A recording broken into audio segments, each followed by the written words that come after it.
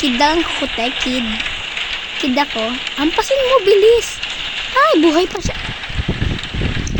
Ayan na, guys. Ayan na, guys. Hoy, ba't sarado pong pintuan na to?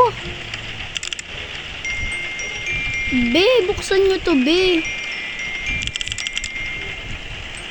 Ayan, ang perfect. Ayan, tara, be, dito agad tayo.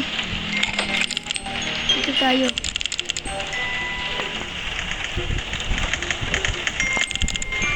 Ito na yan. Be, sa baba tayo sa room lang.